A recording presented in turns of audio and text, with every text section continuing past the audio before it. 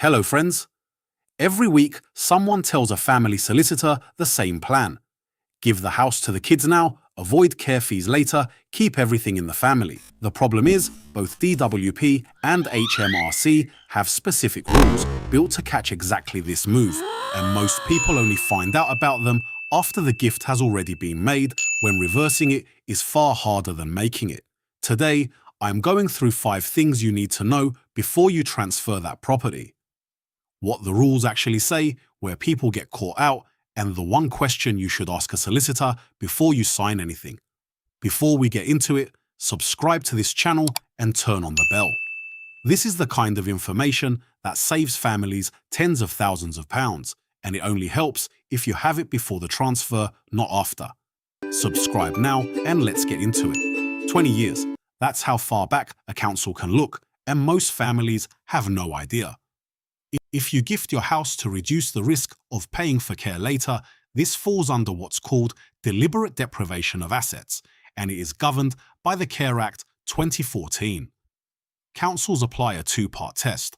Was avoiding care fees a significant motivation for the transfer, and did you have a reasonable expectation of needing care at the time you made it? There is no 7-year rule here.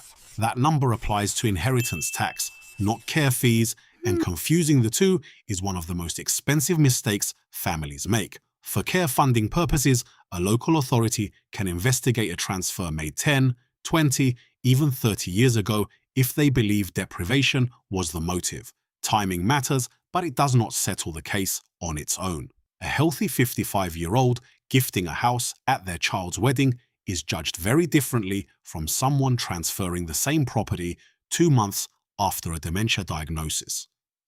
If deprivation is found, the council treats you as if you still own the house.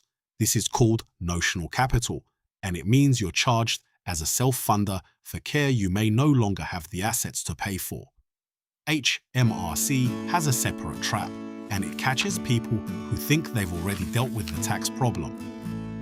Handing the house to your children on paper does not remove it from your estate if you carry on living in it rent-free. This is called a gift with reservation of benefit, and HMRC treats the property as still yours for inheritance tax purposes regardless of whose name is on the deeds. To make the gift genuinely effective, you would need to move out entirely or pay full market rent to your children for continuing to live there, with that rent reviewed periodically to stay in line with local rates. Most families do neither because it defeats the point of staying in the family home. And that means the supposed inheritance tax saving never actually happens. The real 7-year rule sits underneath this, and it only applies once a gift is genuine in HMRC's eyes. Survive 7 years after a true gift with no reservation of benefit, and the property falls outside your estate for inheritance tax entirely. Die within that window, and tax is charged on a sliding scale known as taper relief, with the rate falling the longer you survived after the gift. Benefits use the exact same logic as care fees, and this is the part almost nobody expects. Pension credit, council tax reduction, and other means-tested benefits apply a version of deprivation of capital that mirrors the care home rules almost exactly. If the DWP or your local authority believes you gave away your house specifically to qualify for a benefit you would otherwise be denied, they can assess you as still holding that capital. There is no fixed time limit written into this rule either. Assessors look at your circumstances at the point of transfer, your health, your age, whether you had already been told about a care need, and whether the timing lines up suspiciously with an application for support. A gift made for a genuinely unrelated reason, like helping a child onto the property ladder, is treated very differently from one made shortly before applying for means-tested help. Even a gift with no deprivation motive at all can still trigger a tax bill, and this catches people completely off guard. If the property you're gifting is not your only or main home, capital gains tax can apply to you as the giver, calculated on the increase in value between when you bought it and when you gifted it, even though no money changed hands. This applies to second homes, buy-to-let properties, and in some cases, a share of a property you no longer live in full-time.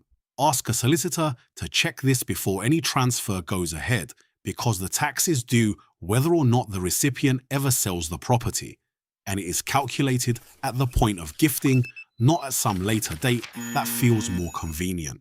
The single question that protects you in every one of these situations is the one families skip most often. Before gifting a house for any reason connected to care, tax, or benefits, ask a solicitor specializing in later life planning this exact question. Based on my current health and circumstances, would this transfer likely be treated as deliberate deprivation, and does it genuinely remove the property from my estate for inheritance tax?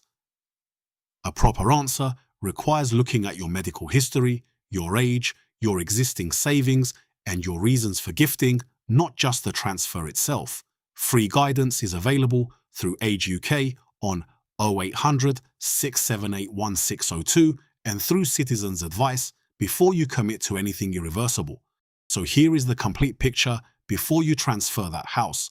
Care fee assessments have no time limit, and the council can investigate a gift made decades earlier if it believes avoiding fees was a significant motivation. Continuing to live in a gifted house without paying market rent means HMRC still counts it as part of your estate regardless of who legally owns it. The genuine 7-year inheritance tax rule only starts once a gift has no reservation of benefit attached to it at all. DWP and local authorities apply the same deprivation principle to means-tested benefits with no fixed cutoff on how far back they can look. And gifting a second property or a buy-to-let can trigger capital gains tax immediately, even without a deprivation motive anywhere in the picture. None of this means gifting a house is always the wrong move. It means doing it without proper advice is the expensive mistake, not the gift itself. Share this with someone who's been told gifting the house is a simple solution. It rarely is, and one conversation with the right advisor could save a family everything. I'll see you in the next one.